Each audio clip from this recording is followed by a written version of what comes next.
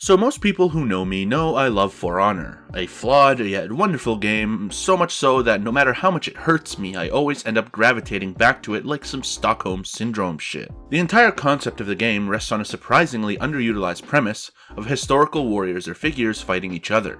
For Honor started on the idea of knights, Vikings, and samurai fighting each other, and has since expanded into having Roman centurions and gladiators, a Chinese warrior faction, and even a miscellaneous faction for heroes from around the world. And although this is the most popular of this subgenre and perhaps one of the few from a big studio to do so, Ubisoft did not invent this concept. I wanted to take a dive into the interesting history of these kinds of games.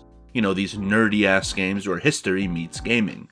Now I want to immediately distinguish what kind of games I'm talking about here. I'm talking about historical groups or figures battling each other in a closed environment, so no games like Assassin's Creed or the newest God of War. You know, those are more open world and I feel like they belong in their own category. Also, historical shooters are also their own category, and I want to focus on fighting games in the sense of doing battle without guns, so throwing hands or using melee weapons. And maybe some superpowers here and there. Now, battling in a closed environment can include games such as fighting games, MOBAs, racing games, as well as much more linear games that don't let you explore too much. What I'm talking about will become clear as the video progresses. So I want to take a look at the foundation laid by other games that have allowed games like For Honor and Chivalry Medieval Warfare to exist. The earliest example that I could find of a studio using this idea was World Heroes, a 1992 fighting game developed by Alpha Denshi, a now defunct Japanese studio from the city of Ageo in Saitama. It came out to mostly positive reviews at the time. The first game had 9 characters, 5 of whom are based on historical figures. Those figures were Hattori Hanzo and Kotaro Fuma, 2 legendary ninjas from feudal Japan, Joan of Arc, Rasputin, and Genghis Khan.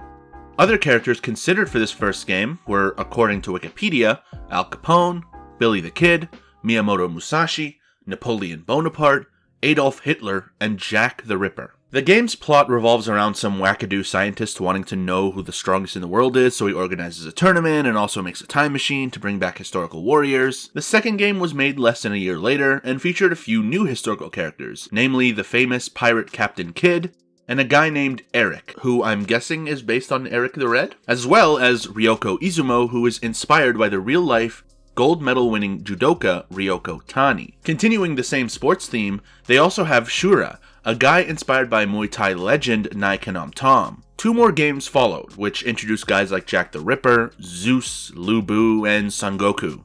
Not the Dragon Ball guy, but like the mythical one. In 1997, Koei's subsidiary Omega Force created Dynasty Warriors, a fighting game.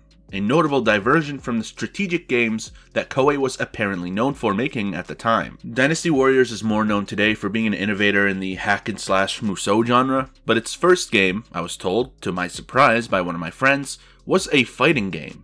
The entire Dynasty Warriors series is a fictionalized version of the Three Kingdoms period of Chinese history. From around 220 CE to 280 CE, countless warlords, governments, and factions did nearly continuous battle with each other in attempts to gain power and land, and to ultimately unify China. At least that's what the claimants of the throne of emperor wanted to do, those being the Wei, Shu, and Wu emperors. The game features 4 generals from each of the 3 warring factions such as Guan Yu, Cao Cao, Lu Bu, and Sun Shangxiang, as well as a bunch of others, including 2 Japanese historical legends from the 1500s, Nobunaga and Toyotomi Hideyoshi. Every game after this one would branch off into the now ubiquitous genre of Musou, where the historical characters did remain, but in a larger arena with countless grunt soldiers to cut down before reaching the bigger generals layered across the map. Dynasty Warriors also spawned a popular version of the game called Samurai Warriors, or Sengoku Musou. Basically the same idea, but characters from the Sengoku Jidai,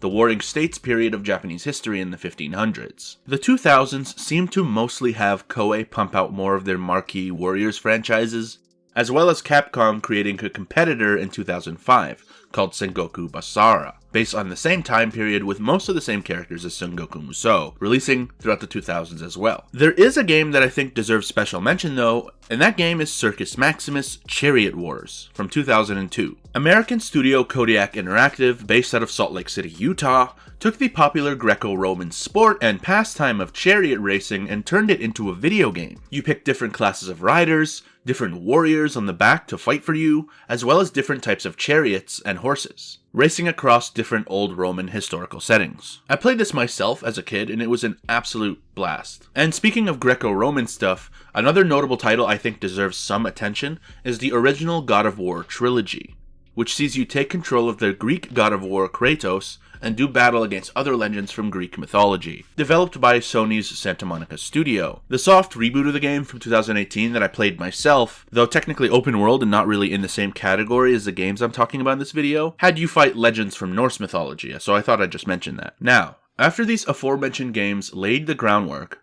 the 2010s, an era of vastly increased globalization, expanded technologies, easier access to indie gaming, and an astronomical rise in gaming culture, became fertile ground for the subgenre to have a golden age. Right at the start of the decade, we have Deadliest Warrior the Game.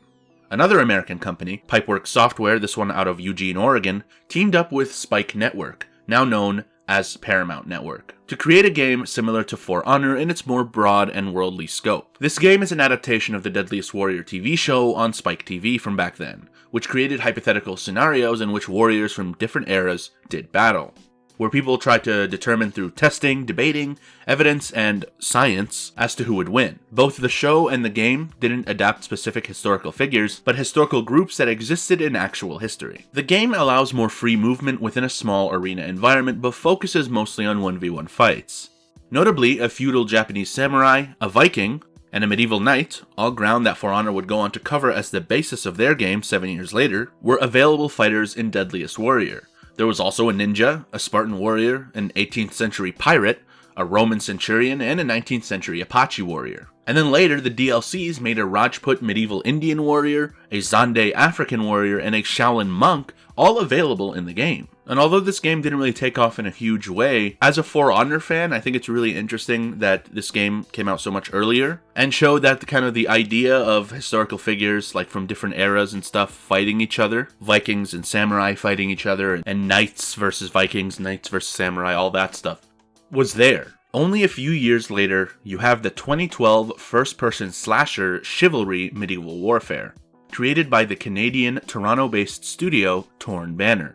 This game focuses in on the medieval European aesthetic, throwing you into brutal knightly combat against others online. While the locations and factions are fictional, Torn Banner decides to embody the brutal medieval warfare that knights engaged in by including things like dismemberment and relatively quick battles after only a few strikes. It's sort of become a cult classic, and an actual sequel was made just last year in 2021. 2 years after Chivalry though, we have another big title taking on the mythological aspect of human history that God of War tackled, taking our deities and legends and making them duke it out in a game. This game is Smite. Smite features these gods from cultures all across the world from various eras, developed by American company Hi-Rez Studios. This game is a MOBA in the same vein as League and Dota, which makes it interesting as you fight other players with the diverse power sets of those gods while also needing to clear out minions and NPC enemies as objectives. Speaking of this, if we now hone in on this concept a little more, in 2017, the Taiwanese developer Digital Crafter took this concept to the next level and created a legit fighting game out of it, but included Jesus and Moses in the game as well as Santa Claus? But yeah, this game was banned in Singapore and Malaysia since I guess they didn't like that you could throw hands with Jesus and Moses. In that same year, perhaps the most popular example of the entire genre was released by Ubisoft.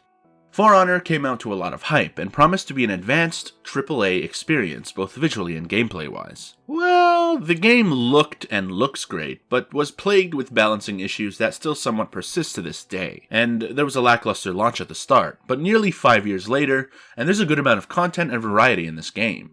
We have different classes of characters from the Viking faction, the Knights, the Samurai, and the Wulin, and now the Outlander faction. Now, if we forge ahead to more recent times, Slovenian studio Triternion partially crowdsourced a medieval hack and slash which plays similar to Chivalry Medieval Warfare, called Mordhau back in 2019. Also, that same year, there was this really interesting project called History Warriors, returning to the concept trailblazed by world heroes nearly 30 years earlier. This game includes Abe Lincoln, Cleopatra, Joan of Arc, clearly a fighting game stalwart, Shakespeare, Che Guevara, Shaka Zulu, Napoleon, and Mozart, with a campaign focusing on defeating Hitler in combat. This game was made by Clip Stories Inc., a company I couldn't really find any information on, but, just thought I'd mention. Now finally, if we're mentioning the future of the genre, we have to discuss Hellish Quart, a game that's right now in early access. This game is meant to be a hyper-realistic fighter that puts you in the Polish-Lithuanian Commonwealth of the 17th century, using historically accurate costumes, real-life motion-captured physics, and a very small margin of error. According to the game's website, you can battle Zaporozhian Cossacks, I hope I pronounced that right, Polish Hussars, Tatars, Turkish Janissaries, Swedish Reiters, French Musketeers, and more. It's developed by Kobold, a small Polish studio. So games like For Honor, Chivalry, and Dynasty Warriors are not anomalies, but they are part of a thriving subgenre of games in which history nerds are infiltrating the gaming space and making really cool and or really funny games. I think it's a really cool little niche within several genres. It exists in the fighting game space, the MOBA space, the action-adventure space, hell, it even exists in the racing game space. And the trailblazers of the historical game subgenre even popularized the Musou model that is still in use today. I'm excited for more games like this to keep thriving and hopefully keep entertaining students of history, as well as create a gateway for some to get into learning more history. Thanks for watching everyone, and have a wonderful day.